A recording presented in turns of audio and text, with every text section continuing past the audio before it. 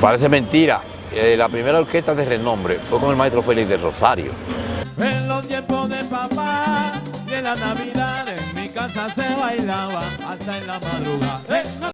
Yo recuerdo que Wilfrido Vargas, sentado en el piano de Bonnie Cepeda, que vivía enfrente de la textil de los Minas, una pianola de esa, dijo: Julito, escucha lo que compuse para que lo cantes. Cuando sienta la brisa en la montaña.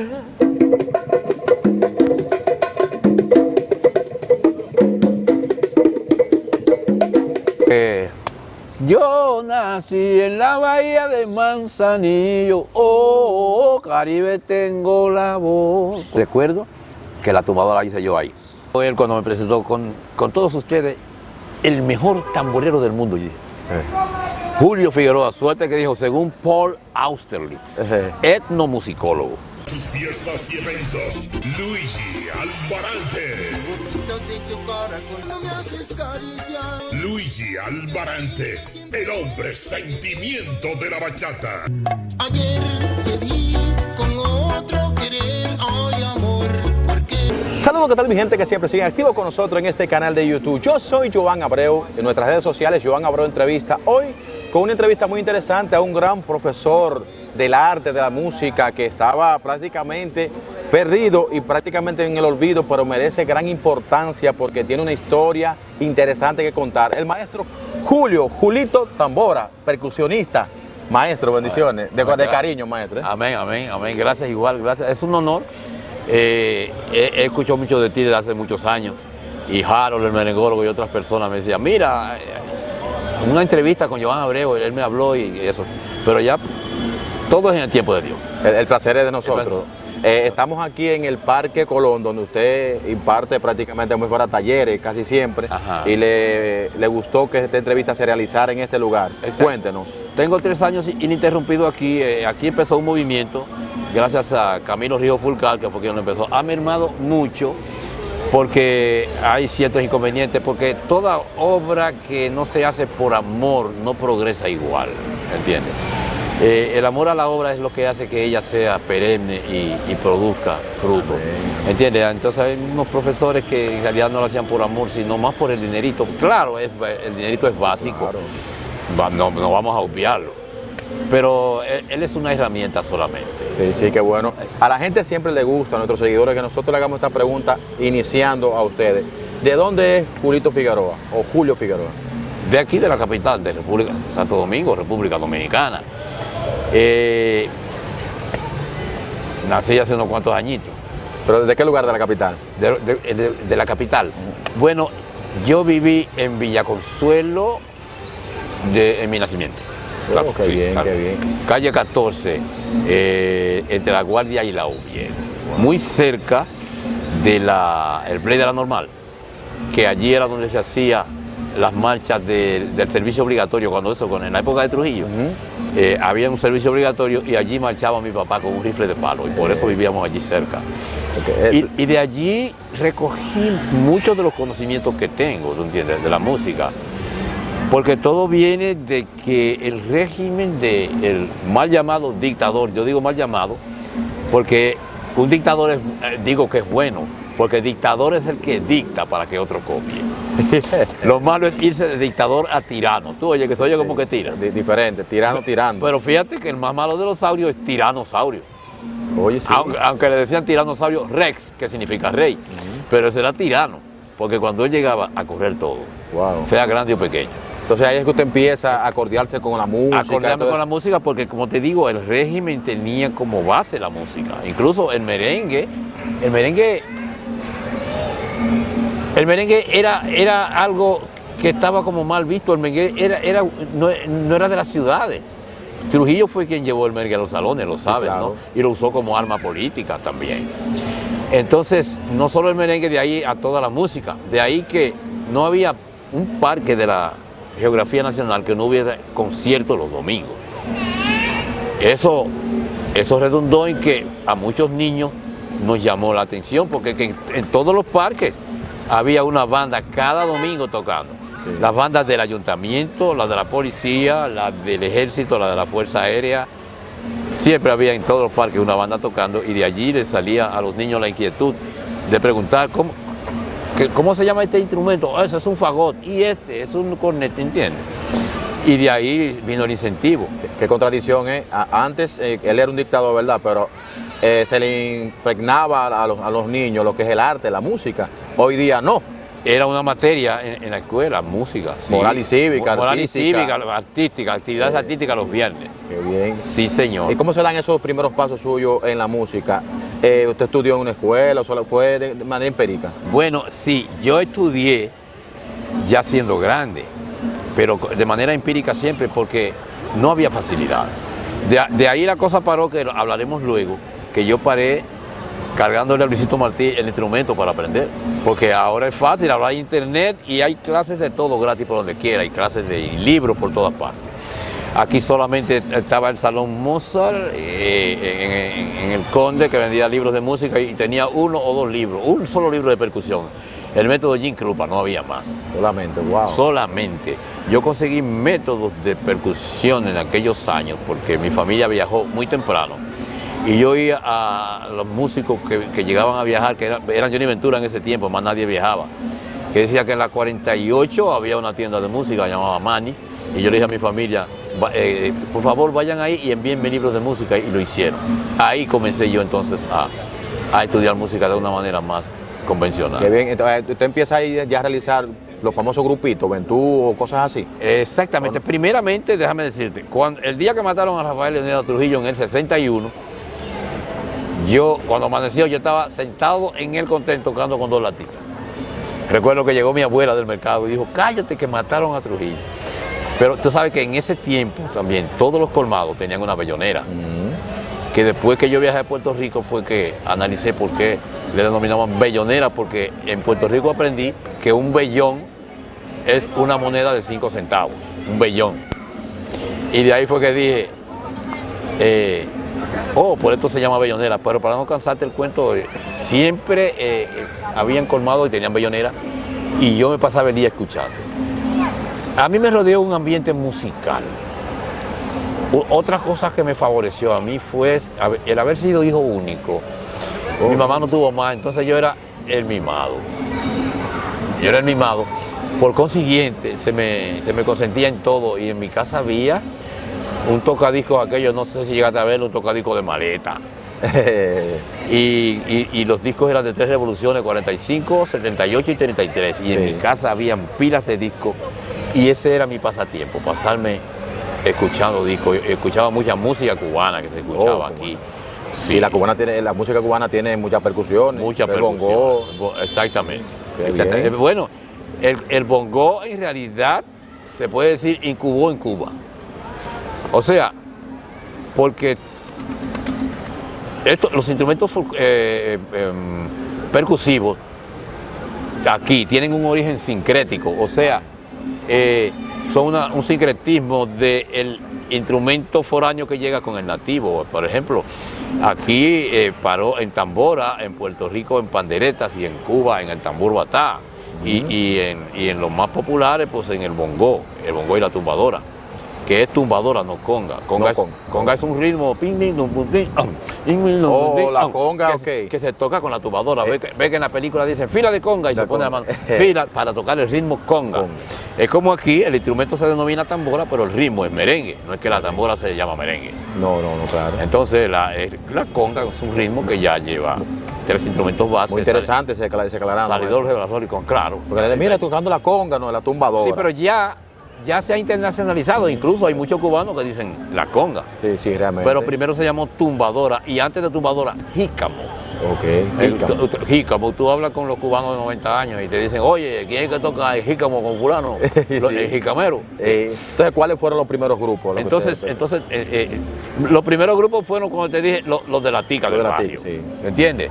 Pero ya viajó mi tía a Estados Unidos, que es otra apoyadora también, y cuando llegó me compró una tambora. Ya ahí empezamos a hacer un ventucito en el barrio y escucha quién era el guirero.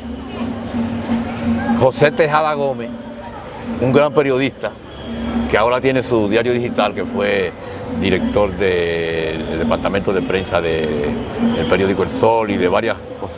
Un periodista muy bueno y famoso. Él era el guirero. Y el primer sitio donde picoteamos era en los colmados de la esquina.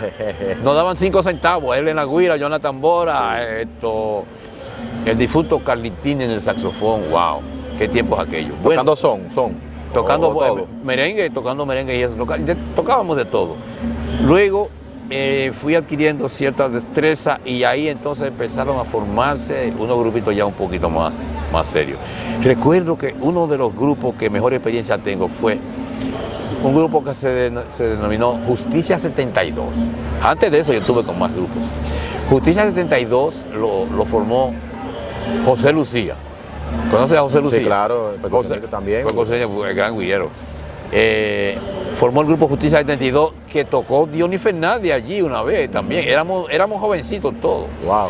Y allí empecé a tocar de manera un poco más profesional. En Justicia 72. Tocando los merengues tradicionales. Los merengues Caña Brava, tradicionales y exactamente. Juan Gomero y sí, cosas. pero antes de eso, has escuchado hablar de los llamados Ventú, ¿verdad? Ventú, claro. En eso toqué yo en infinidades. El mismo Bonnie Cepeda tiene un tema llamado El Ventú. El Ventú. Quiero explicar lo que es un Ventú, que en Puerto Rico es un ventetú. Oye, ventetú. Mira, la música ha degenerado mucho. Porque recuerdo que en aquellos Ventú había un teatro que se llamaba el Teatro Estela en la Duarte. ¿Lo oíste mencionar? No. Bueno, era un teatro y tenía unos escalones grandes. Y en esos escalones, sábado y domingo se llenaba de músicos ahí, esperando picoteo. Porque eran Ventú. A veces se paraba un carro y hay un pianista ahí, sí, ya. Hay un tamborero, Como los jornaleros de Sí, ahora. había carros que pasaban que le faltaban 3 músicos o lo armaban ahí mismo. Y músicos que no habían tocado juntos entre sí nunca, pero salía bien el baile porque todo el mundo se sabía todo. Sí. A veces uno llegaba a un sitio y decía, ¿quién viene en el piano hoy? Yo no sé. ¿Y quién viene en el bajo? Yo no sé. Cuando nos encontramos, fulano, eres tú. Que no habíamos tocado juntos, pero a la hora de que vamos a tocar, y se abría con un merengue y se cerraba con un merengue, pero en el medio había de todo. Guaracha, cuando eso se decía guaracha, no se decía salsa. Danzón, paso doble, merengue, se tocaba de todo. Y Wow. todo el mundo se tenía que saber todo. Eso es. Porque había más capacidad por eso. Qué bien. En esos largos andar, ¿cuál fue esa primera orquesta ya de renombre profesional que usted entra? La primera de renombre. Bueno, déjame decirte, parece mentira, la primera orquesta de renombre fue con el maestro Félix de Rosario, hace muchos años ya.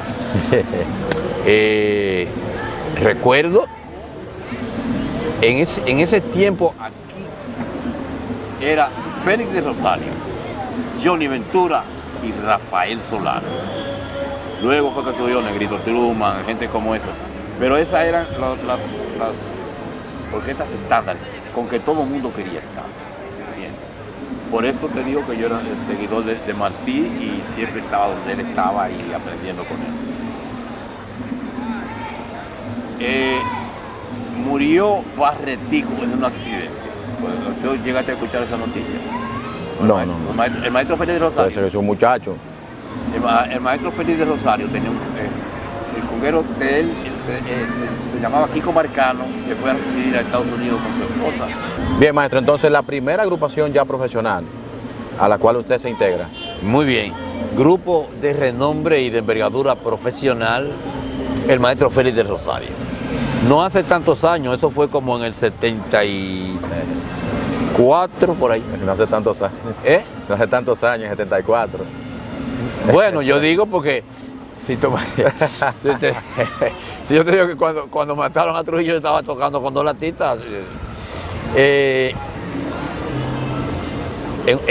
un accidente en la carretera murió el conguero que tenía él, que le apodaban Barretico, porque tocaba mucho, ¿entiendes? Y recuerdo que comencé a tocar con el maestro Félix de Rosario en ese tiempo. Y de allí en adelante, pues la cosa ha ido, tú sabes, en ascenso. Qué bien. Con el maestro tuve varias etapas, porque luego que regresé de Estados Unidos, de retirada, que allí estuve con la New Urban, en el frente, volví a trabajar con él muchos años de nuevo. Ah, ok, otro volvió de nuevo. Porque volví de nuevo porque el maestro me usaba como conguero y cantante. Sí. Pues yo cantaba los números que cantaba el difunto Macabí. Yo tengo una mala maña, entonces lo cantaba yo, sí, claro que sí. Wow, excelente. Entonces, usted nos cuenta, antes de continuar con esa historia, una anécdota sobre Luisito Martí. Luisito Martí. Luisito Martí es uno de los héroes, yo diría, incógnitos e ignorados. Luisito Martí fue el conguero, por decirlo así, pero yo digo tumbador porque es tumbadora, más creativo que hemos tenido. Luisito Martí siempre venía con un golpe nuevo, porque todo el mundo siempre estaba tocando lo mismo. Este es el ritmo biombo, ¿entiendes?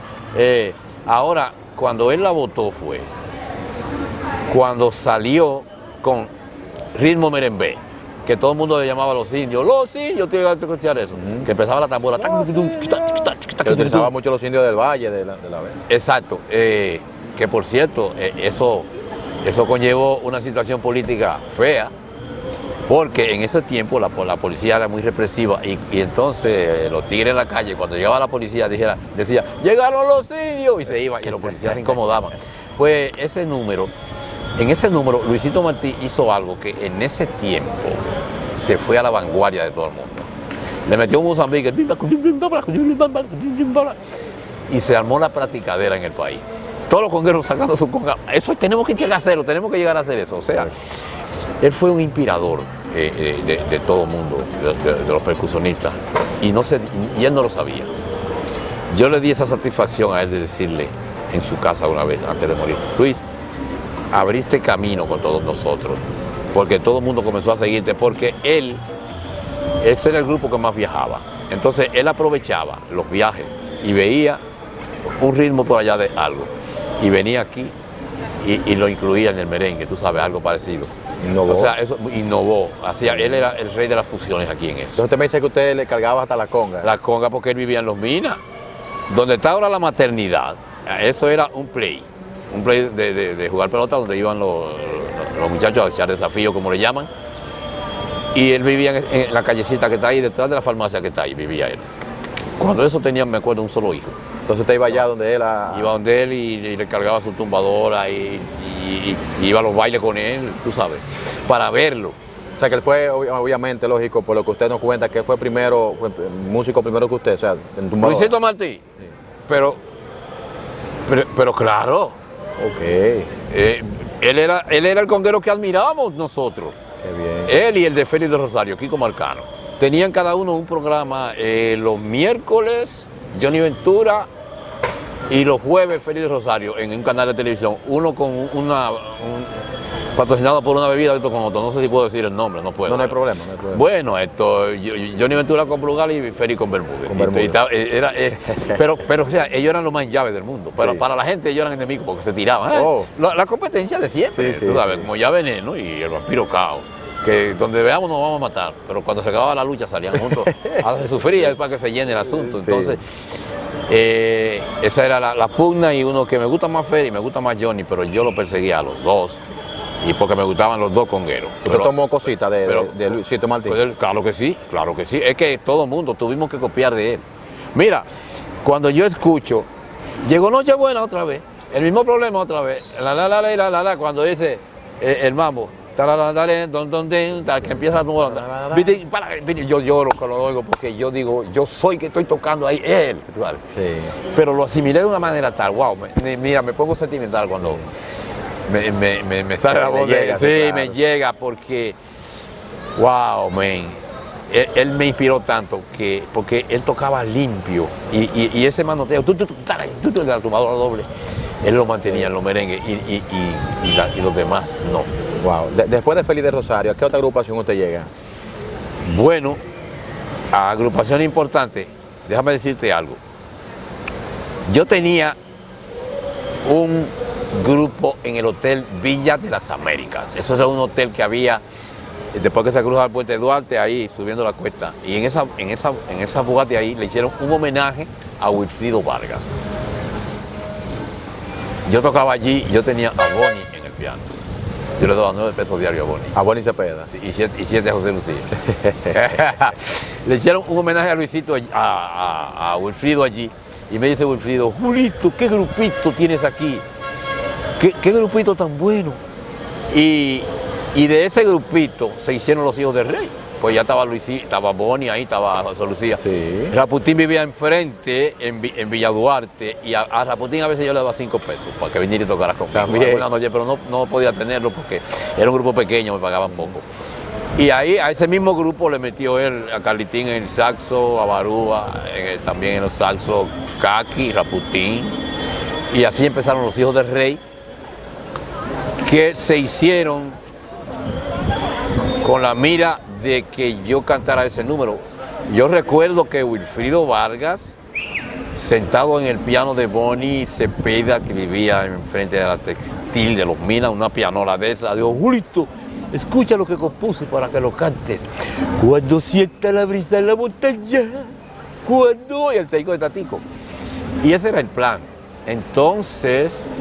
llegó Cholo Brenes con Fernandito Villalona, muy oportuno también, porque fue lo mejor que pudo pasar.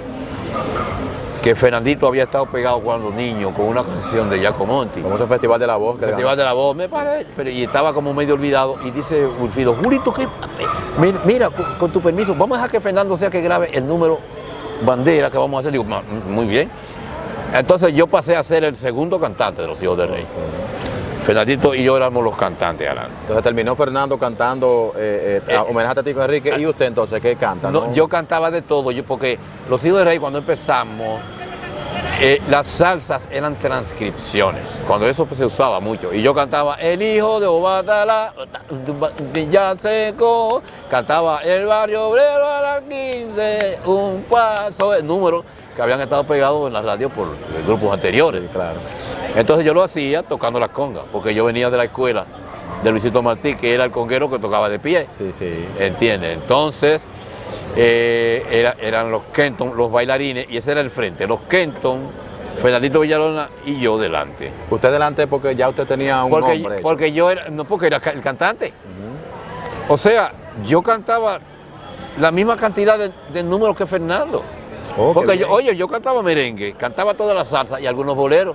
Sí. Yo cantaba un bolero que decía, quise arrancarme tu querer porque tu amor es un castigo. Que cantaba Ismael Miranda en aquellos tiempos. Bien, entonces... incluso,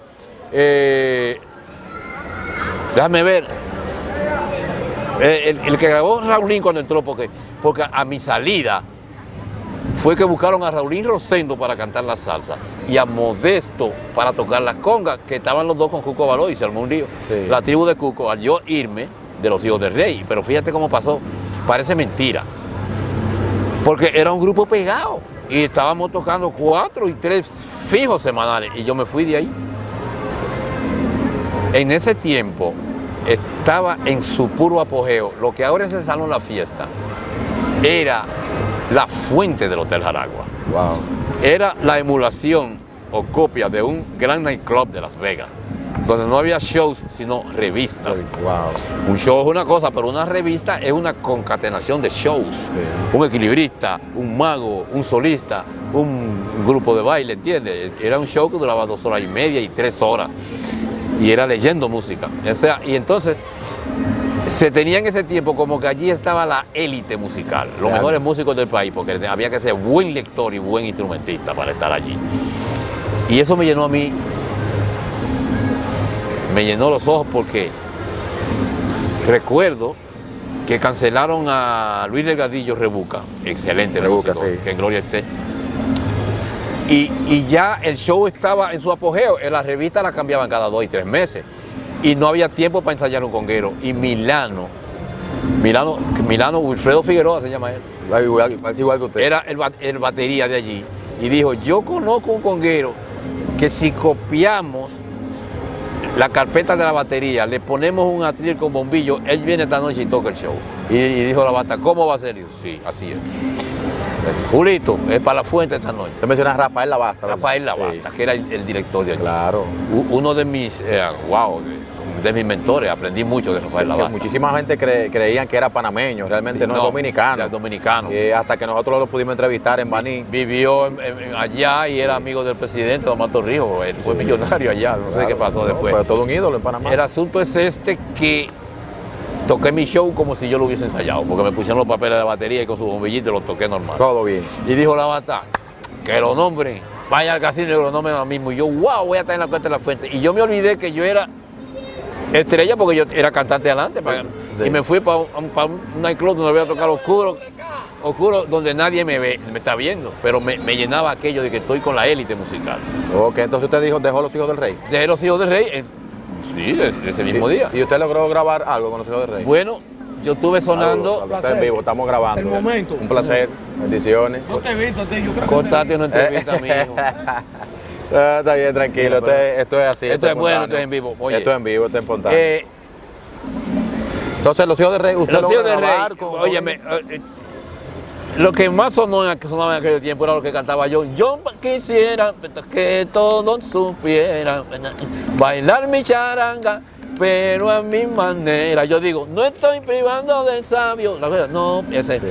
Porque cuando eso los Kenton no hacían coro ni cantaban, solo bailaban. Y yo dije, solo queremos mostrarte cómo bailan Tito y Luis. Eso se pegó bastante. tremendo. Charanga, era yo quien cantaba eso.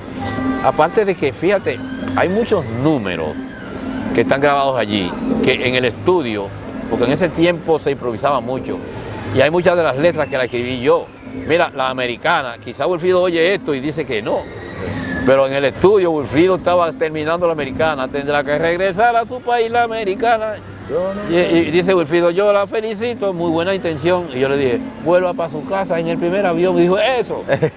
¿Entiendes? Qué bien. Igual que cuando Fernandito grabó, yo soy más chivo que un perro, pero no más perro que un chivo. Yo soy más güey que una vaca. Yo fui que se lo puse en un papelito. Porque ese número en realidad había estado pegado cuando yo era niño. Y entonces yo le puse el orden de lo que tenía que decir. Había un número que después que yo salí de allí, Raulín lo grabó como merengue. Mi novia me está forzando para que yo me case enseguida. Yo lo cantaba como bomba. Mi bomba me está forzando para que yo me case enseguida. Así fue que Antes que Raúl. Antes porque es que el cantante era yo. Entonces, Raúl entra por usted. Raúl Ok, entró sí. por mí, entraron dos porque yo hacía los dos trabajos, conguero cantante. Entonces ahí se formó un lío con el viejo Cuco. ¿Sí? Sí, cuando Wilfrido le llevó esos dos. Sí, hubo un lío feo, pero consiguió a Jerry García y se subsanó la cosa. No, realmente, entonces, en esa producción de Los Hijos del Rey, usted también está en la conga, obviamente, en la tumbadora. Naturalmente que sí, yo estoy en la tumbadora. Ahí aparecen los créditos, claro. Claro, en los créditos y grabé esa charanga que se pegó mucho. Entonces, en otro grupo que, por yo haber estado en Los Hijos, en otro grupo que estuve fue que al regresar de Estados Unidos, no, perdón, antes de eso, estando yo, ya había salido de la fuente, cuando se formó Bonnie con Kenton, Sí. la salida de ellos, de Los Hijos del Rey. Entonces dijeron, pero señores, Julito era el que estaba aquí antes, vamos a buscar a Julito como conguero de los Kenton. Presenta a los creadores de una coreografía totalmente nueva, muy varonil y única en América Latina, los Bonnie con Kenton.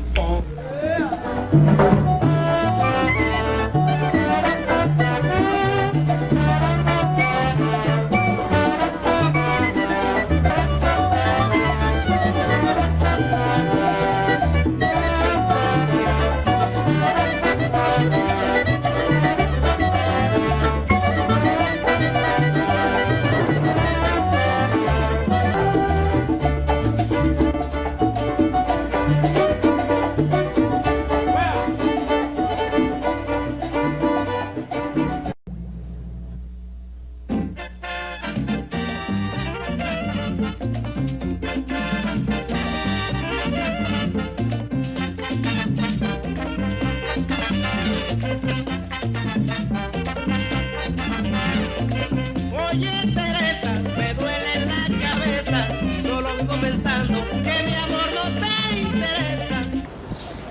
Entré allí con ellos y recuerdo que la anécdota que hablábamos era en el primer viaje de los Kenton a Puerto Rico. En ese tiempo Quien llevaba a Nueva York era José Tejeda y a Puerto Rico Johnny el Bravo, era quien hacía las visas. ¿Sabe quién es Johnny Sí, el Bravo? claro, un salsero. Johnny el Bravo, entonces, pero era el empresario que llevaba, entonces esa primera visa, Johnny el Bravo, y llevaba a los dos grupos, la tribu de Cuco Baloy y Bonnie con Kenton. A mitad de camino se recibió una llamada de que había una bomba en el avión, ya tú sabes, que no, eso no debió trascender a los pasajeros, pero lo que pasa es que alguien oyó a una de las sobrecargos, o sea, la azafata que lo dijo, y se regó la voz. Pero aparte de eso, decían por los altoparlantes, el capitán les ruega que tan pronto la nave toque tierra, abandonen la nave, ya tú sabes, el corredero que se armó. A nivel de que tú sabes que cuando no le han pegado la escalerilla al avión, eso es como la altura de una casa, y de ahí se tiraron Freddy Kenton y Cuco Baloy, Wow. que no esperaron la escalera. Y comenzaron a correr, que le cayeron atrás, por ahí no, porque el avión bajó en una pista de emergencia, porque cuando un avión viene con problemas, no lo mandan, no baja en el mismo aeropuerto. No, claro. Cuando viene un avión con el motor incendiado o algo así, bajó por allá tan lejos que entonces fueron a buscarnos en una guagua. Y duramos 3 días en el hotel con la misma ropa hasta que los perros de explosivos huelieran todas las... ¿En serio? ¿No lo dejaron? No, o sea, con la misma ropa quiero decir que no pudimos sacar ninguno de la maleta. No, claro, porque estaba... Hasta que los perros de explosivos no Revisaran bien. revisaran bien. Entonces recuerdo que Ramón Orlando, cuando eso él no era cristiano, pero actuaba como tal. Porque yo recuerdo que una señora que le estaba dando brega para bajar del avión, y era gran, ya tú sabes, una señora así, que cubría el pasillo, que, ay, ayúdeme por favor, y todo el mundo corriendo. Y recuerdo que Ramón Orlando dijo, yo no voy a bajar hasta que no le ayudemos a bajar a la señora. Y mira, Qué bien. tú entiendes, sabiendo que dijeron que hay una bomba, que hay que bajar de ahí. Y Ramón hizo eso. Eso habla bien de Ramón. Está muy bien. Ramón, estamos poniendo los puntos sobre las IES, que se sepa quién eres desde antaño. Listo, ¿alguna anécdota? O sea, ya te no he contado alguna anécdota de los Kenton, pero ¿algún aporte que usted le haya hecho a Bonnie con Kenton? A Bonnie con Kenton, pero yo era el ideólogo de todos los coros. Sí. Tito se me acercaba, ¿qué hacemos, Julito? Yo recuerdo que el que más le gustó a él fue que yo dije, hagan esto, si las flores pudieran hablar, pedirían con los Kenton bailar, bailar, baile Julito, eso va ahora mismo, y eso se quedó como un estándar allí. Oye, qué Sí, bien. siempre yo inventaba los coros. ¿Y el paso de la lenteja? El paso, oye, y en el paso de las lentejas, en ese tiempo, tú sabes, había que hacer shows, y yo recuerdo que nos ponían uno por uno a hacer algo, y yo iba adelante y hacía unas vueltas allí que a la gente le gustaba también. Oye, qué Sí. bien, muy bien, excelente. Hay un tema que supuestamente se escribió, fue como tirándole a Cholo Brenes, Sí, que lo cantaba Freddy Kenton. sí, esto se acabó, no, esto se acabó, lo sabía, yo caminé, que por cierto, dice, sí, esto se acabó, pero primero decía, cho, eso se acabó, pero cho primero, para después decir cholo. Cholo. Sí, decía, sí, eso se acabó, lo sabía yo, pero fue al grabarlo. Pero cuando lo compusieron decía eso, cho, eso se acabó, O sea que empezó como una tiradera, Una tiradera, para Cholo, exactamente. porque hay otros temas también que Freddy nos contó, que él canta, que es como tirándole a Cholo, Tirándole a Cholo, sí. por el tema de Porque que había- él creía como que no iban a lograr Digo, nada. no se debe hablar de los muertos, pero se rumora que la llamada de que había una bomba en el avión procedió de una fuente por ahí. Wow. Pero gracias a Dios no se dio más, no pudieron, o sea, ustedes continuaron su camino normal cuando llegaron allá. ¿A De- Puerto, con a el Puerto tema, Rico? sí. Sí, no, porque llegamos antes de tiempo, porque ya era mitad de camino y el avión en vez de devolverse aceleró a Puerto Rico. Ah, ok. Pero te digo que en Puerto Rico duramos nosotros en el hotel un par de días con la misma ropa porque no nos querían entregar la maleta. Sí. Hasta que los perros no, ¿te entiendes? Ok, después de Bonnie con Kenton, ¿qué usted hace? Mira, pero déjame decirte, con Bonnie con Kenton hubo una temporada muy buena porque nosotros tuvimos unos 6 meses que íbamos todos los viernes y veníamos todos los lunes. De manera ininterrumpida. Porque recuerdo también que nos llegó a llevar allí el conjunto Quisqueya, porque ellos eran el único grupo de merengue residente allí, y después José Esteban. Y entonces ellos decían, es que mientras más grupos vengan, nos calienta más la plaza, se calienta más, el merengue se pega más. Habla bien de ellos. Muy bien pensado. Porque recuérdese también que el merengue allá estuvo vetado un momento, querían como prohibirlo en Puerto Rico, porque le que estaban comiendo los... Exactamente, los caramelos, pero no tuvieron más remedio que adoptarlo y ponerse a tocar merengue porque eso quería el público, pero aquello allí estuvo feo, déjame decirte. Sí, a músicos dominicanos residentes allí llegaron a quemarle el carro. ¿En serio? ¿Tan fuerte? Oye, había una óyeme, no me atrevo a mencionar nombres porque no puedo herir susceptibilidades, pero habían 2 o 3 directores de banda profesionales de allá, famosos, que tenían un movimiento contra los músicos. Sí. Pero que uno no tiene la culpa de que el merengue gustase, ¿tú entiendes? De la forma que... Incluso nos cuentan que le llegaban a trancar para que no llegaran a la fiesta, para que los orquestas no llegaran a Pero te dije que llegaron a quemar el carro, eso es peor. Tremendo. Sí, tremendísimo. Entonces, luego de Bonnie Conquento, ¿que usted logra realizar de ahí en adelante? ¿Otras orquestas? Pero es que yo no he hecho más nada que música todo el tiempo. Sí. Música. Cuando yo llegué de Estados Unidos, bueno, yo fui un tiempo tamborero del maestro Rafael Solano, de mi orquesta también. ¿Me entiendes? Bien. He hecho de todo. Y últimamente me ha cogido con ser solista. A veces estoy aquí en algunos sitios de la zona colonial cantando con pistas. Oh, sí, también continúa cantando, qué bien. Cantando. Tú sabías que yo digo que yo soy más cantante que percusionista, y eso que la gente dice que no.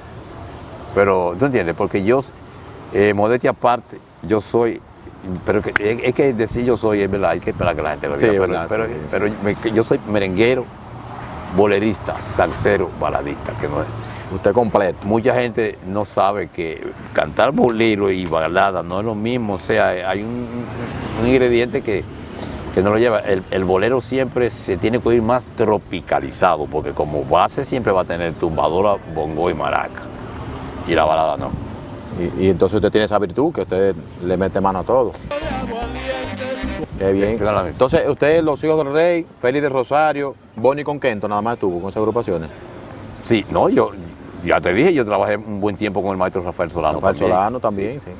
Ocasionalmente llegué a hacer picoteos con Johnny Ventura, pero sí, entiendo. ¿Y grabaciones para otras agrupaciones? Con todo el que tú te puedas imaginar, porque antes de la fiebre de grabaciones se grababa todo el mundo junto. Eso es después que llegó la grabación a 16 canales, pero tú recuerdas, primero eran 4 canales, después 8.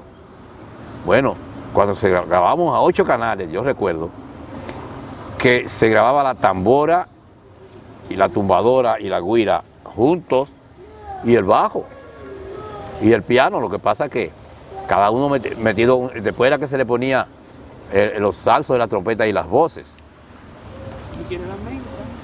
Venga, aquí está... algo dulce, ¿verdad? Ay, gloria a Dios. ¿El qué? ¿Eso no es dulce? Sí. Sí. Tómase si usted quiere, no hay problema. Ah, perfecto. No, sabe, muy atento el profesor acá. Lo recomendaré con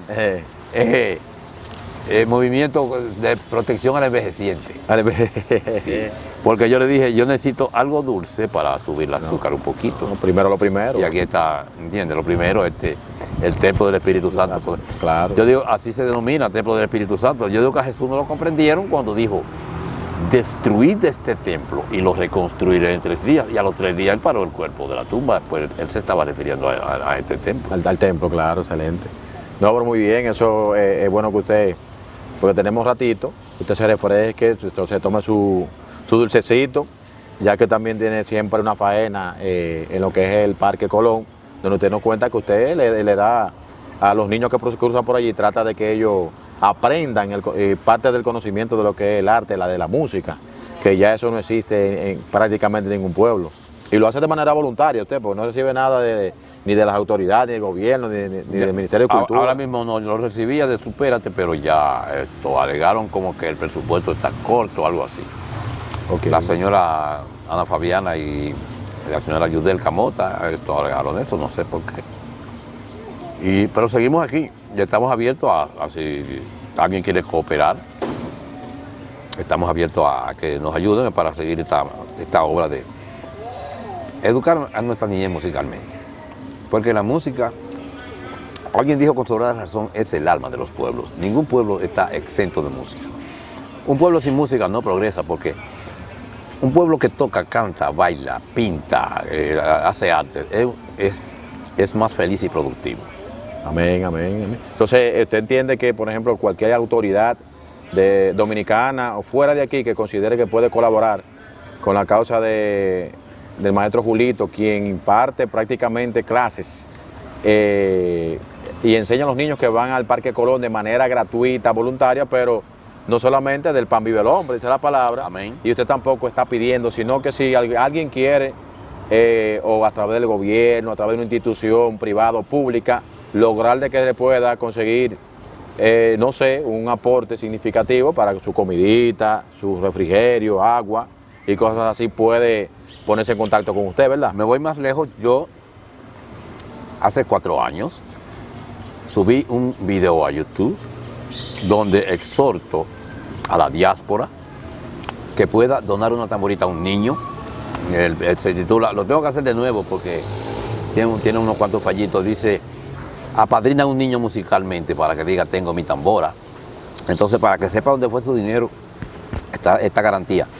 Se le talla el nombre del donador a la madera y se le dan los teléfonos del papá y la mamá del niño a quien se le donó la tambora. Excelente. Para que esa persona le haga por lo menos una llamada al mes y diga cómo va mi ahijado en la tambora, para obligarlo al niño a practicar y al padre a hacerlo. Entonces, ¿la tambora la hace usted mismo? No. Yo voy a la fábrica a comprar la tambora para niños, pero ya, eso yo lo empecé hace 4 años, pero ya una tambora, aunque sea para niños, esto son 4.000 o 5.000 pesos. Pero yo digo que el que done una, le tallamos su nombre en la madera y le enviamos el teléfono del papá del niño a quien se le donó, para que lo estén llamando y lo exhorten a que sigan practicando. Excelente, hay que aportar a las cosas buenas en nuestro país. Maestro, usted, sabemos que fueron tantos merengues y tantas agrupaciones por las cuales usted grabó y están plasmadas ahí la tumbadora suya, obviamente. Algunos merengues que usted puede recordar, que usted, aquí está mi puedo tumbadora. decirte que yo nací en la bahía de Manzanillo, Caribe tengo la voz. Cuando eso, ya te dije, no había aquel transito nada más, que había un grupito como ahora que graban, todo el mundo grababa. Recuerdo que la tumbadora hice yo ahí. Hice un golpecito que innovó eso. En la tumbadora, sí. La tambora la grabó Mateo Bacachá. Bacachá. ¿Y usted? En el Guardia del Arsenal. Recuerdo que me llamó Diony Fernández, que me llamaba para grabar, pero antes uno grababa y no sabía para quién ni qué. O sea, vamos a grabar este merengue, bam. Porque los créditos salían cuando uno estaba grabando con el grupo al que uno pertenecía oficialmente, pero cuando lo buscaban para grabar, a veces no se ponían créditos. Sí. Y yo creo que ni en ese lo pusieron en el Guardia del Arsenal, pero yo fui quien grabó las tumbadoras allí. Okay. Y en centenares de merengues de aquellos tiempos. De la misma orquesta de Diony Fernández, usted también tuvo. Está bien, yo creo, sí, claro que sí. Claro, porque Diony me llamaba para grabar tumbadoras y a veces a Catarey, pero recuerdo que ese día me llamó a Mateo en la tambora y a mí en las congas para el Guardia del Arsenal. Usted ha escuchado mucho ese merengue, obviamente que también lo grabó el Guardia del Arsenal. Tú vives descifrando con varias personas en estos días que menciona, por ejemplo, varios pueblos de la República Dominicana, pero dicen que no quieren que lo manden para Petrobras. ¿Por qué era que decía eso? ¿Usted nunca se preguntó? No, la fortaleza de Petrobras era algo muy incómodo para ellos, ¿entiendes? Yo digo que de ahí fue que salió la palabra se desgaritó, porque tú sabes que la fortaleza tienen una torrecita donde se ponen los vigilantes, ¿no? Que tiene un hoyito por donde se saca el cañón, y eso se denomina atalaya, pero también se llama garita. Garita, sí. Un guardia que se fue de ahí dijeron se desgaritó, sí. Que se fue de la garita. Sí. Parece que el maltrato de que lo dejaban 2 o 3 días de servicio sin ponerle relevo, ¿te entiendes? Oh, qué bien, qué bien.